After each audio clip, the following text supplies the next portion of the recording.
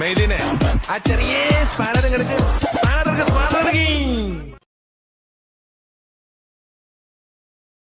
താത്വികമായ ഒരു അവലോകനമാണ് ഞാൻ ഉദ്ദേശിക്കുന്നത്. ഒന്ന്, വിഘടനവാദികളും പ്രതിക്രിയാവാദികളും പ്രഥമദൃഷ്ട്യാ അകൽച്ചയിലായിരുന്നെങ്കിലും അവർക്കിടയിലുള്ള അന്തർധാര സജീവമായിരുന്നു എന്ന് വേണം കരുതാൻ. സാർ, മോഡിഫിക്കേഷനെ കുറിച്ച് വണ്ടി കാര്യങ്ങളൊക്കെ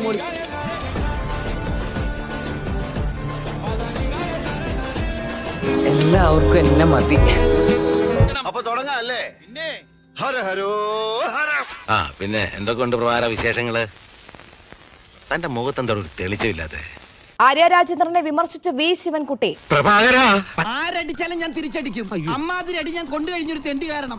മേയർ എന്ന നിലയിലുള്ള പ്രവർത്തനം അവമതിപ്പുണ്ടാക്കി. ആര്യയെ കാറിൽ കയറ്റിയപ്പോൾ സ്ത്രീകൾ പോലും എതിർത്തു. ഞാൻ അനുഭവിച്ചതിന്റെ 100-1 താൻ അനുഭവിച്ചിരുന്നെങ്കിൽ ഇതിനു മുമ്പേ ഹാർട്ട് അറ്റാക്ക് വന്ന് എത്തേനെ.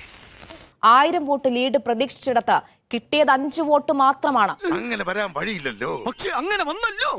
നേരത്തെ കോർപ്പറേഷൻ തോൽവിക്ക് കാരണം മേയറാണെന്നുള്ള വിമർശനങ്ങൾ ജില്ലാ കമ്മിറ്റിയിൽ ഉയർന്നിരുന്നു. ഇപ്പോൾ തെരഞ്ഞെടുപ്പ് തോൽവിക്കും കാരണം ആര്യ രാജേന്ദ്രനാണെന്നുള്ള വിമർശനം ഉയർത്തുന്നു. അത് ഉയർത്തുന്നത് ശിവൻകുട്ടിയാണ്.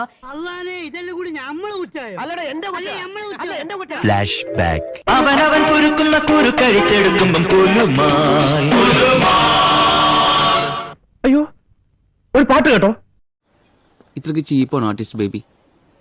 തെരഞ്ഞെടുപ്പിന്റെ പ്രചാരണ സമയത്തിൽ ആര്യ തെരഞ്ഞെടുപ്പ് പ്രചാരണങ്ങളിൽ വരുന്നതും അല്ലെങ്കിൽ ഈ ശിവകുട്ടിയുടെ കാറിൽ ആര്യയെ കയറ്റിക്കൊണ്ട് പോകുന്നതിനുമൊക്കെ സ്ത്രീകൾ ഉൾപ്പെടെ എതിർപ്പ് പറഞ്ഞിരുന്നു.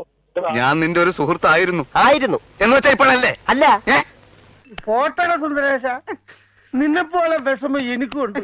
ആര്യ രാജേന്ദ്രൻ പാർട്ടിയുടെ മുൻനിരയിൽ നിന്ന് കഴിഞ്ഞാൽ അത് വോട്ടുകൾ ഇല്ലാതാക്കുമെന്നുള്ള വികാരം സാഹസത്തിലും സാധാരണക്കാരായ സ്ത്രീകൾക്കിടയിലും ഉണ്ടായിരുന്നുവെന്നാണ് ഇപ്പോൾ ഈ ശിവകുട്ടി പറഞ്ഞിരിക്കുന്നത്. ജില്ല അവമാനിക്കരുത്, ഞാൻ നല്ലൊരു കുടുംബത്തിൽ പറഞ്ഞവനാണ്. നീ നല്ല കുടുംബത്തിൽ പറഞ്ഞു, ഞാൻ പിന്നെ മറ്റേ കുടുംബത്തിൽ പറഞ്ഞാണല്ലോ. ഞാൻ നിനക്ക് എന്ത് ദ്രോഹം ചെയ്തതാ? എന്റെ കാലനായിട്ടാണോ അവനെ കൊണ്ട് കെട്ടിയെടുത്തിരിക്കുന്നത്?